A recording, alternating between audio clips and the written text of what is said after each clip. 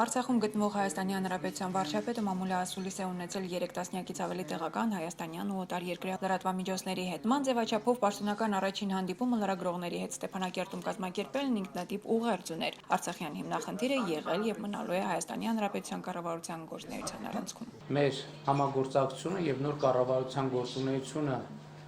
անվտանգության ոլորտում եւ զինված ուժերի զարգացման ոլորտում կլինի արդյունավետ։ Լրագրողի այն հարցին, թե ինչու որոշել եք ձեր առաջին պաշտոնական այցը Արցախ կատարել եւ ոչ ասենք որևէ կարևոր գերտերություն, Նիկոլ Փաշինյանը պատասխանել է. Իսկ ինչա ձեզ թվում, որ Արցախը գերտերություն չի։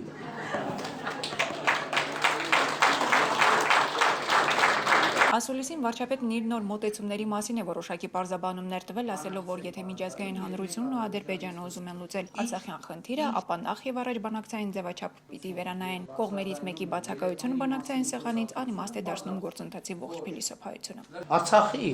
հանրապետության անունից կարող է խոսել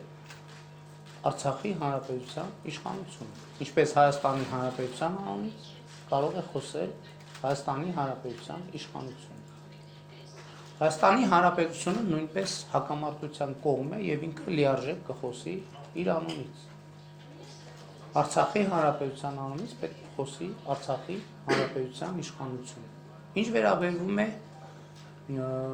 խաղաղ հանգուցալուծմանը, հայկական կողմերը միշտ էլ խաղաղ հանգուցալուծման կողմնակից են եղել։ Փաստն այն է, որ Ադրբեջանը շարունակաբար օգտագործում է ռազմատենչ հռետորաբանություն, ինչը ինքն իրենով բացառում է խնդրի կարգավորումը, որովհետև չի կարող լինել խնդրի կարգավորում,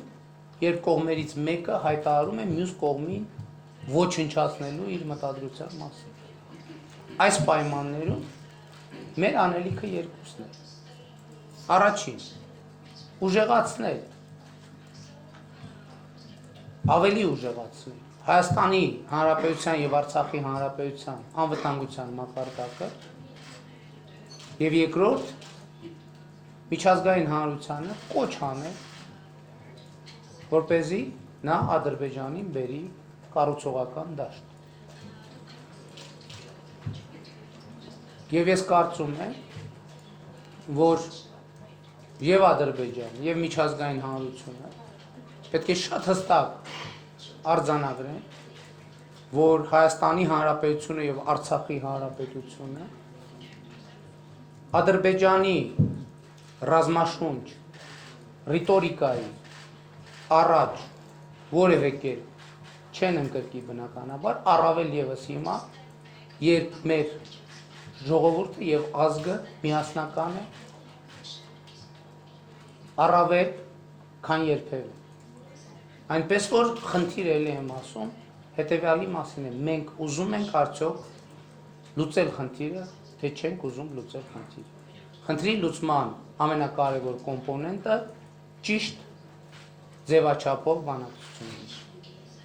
Եվ ո՞րն է այդ ձևաչափը։ Ես արդեն ասացի, որ հակամարտության լիարժեք կողմերից մեկը Արցախի Հանրապետությունը պետք է լինի բանակցությունների լիարժեք կողմ։ Այս մասով խնդրում եմ տեսլականի մասով եւ արձագանքի։ Տեսլականի մասով ասացի, ես պատրաստ եմ լիարժեք բանակցել Հայաստանի Հանրապետության անունից, բայց Արցախի Հանրապետության անունից պետք է բանակցի Արցախի իշխանությունը, դեմս Արցախի Հանրապետության նախագահ։ Նիկոլ Փաշինյանը ստիպված էր քանիցս կրկնվել։ Լրագրողներին հետաքրքրում էր, թե ինչ գործիքակազմով պիտի Արցախը վերադառնա բանակցային սեղան, փոխզիջումների մասին։ Փոխզիջումների առումով ես իմ տեսակետը հայտնել եմ արդեն, ես եւ ասել եմ հետեւյալը. քանի դեռ Ադրբեջանը օգտագործում է ռազմատենչ հռետորաբանություն եւ բարձրաձայնում է Երևանը, Զանգեզուրը, Սևանը, Ստեփանակերտը նվաճելու իր մտադրության մասին, փոխզիջումների մասին խոսակցությունը պարզապես անիմաստ է։ Փոխզիջումների մասին կարող է խոսք լինել միայն այն պարագայում, երբ մենք Ադրբեջանից ստանանք շատ հստակ ուղերձ, որ Բաքուն պատրաստ է ճանաչել Արցախի ժողովրդի ինքնորոշման իրավունքը։ Ինչ վերաբերվում է կարծրատիպերի, կարծրատիպեր ասելով այդ թվում նկատի ունենք բանակցային ֆորմատի շուրջ ձևավորված կարծրատիպը եւ նկատի ունենք նաեւ այն, որ այո, մենք ասում ենք, որ պետք է հարցը լուծվի բանակցային ճանապարհով ԵԱԿ Մինսկի խմբի շրջանակներում, ինչը չի խանգարում, որ լրջագույն ջանքեր գործադրվեն, կրկնապատկվեն, եռապատկվեն ջանքերը Արցախի միջազգային ճանաչման ուղղությամբ եւ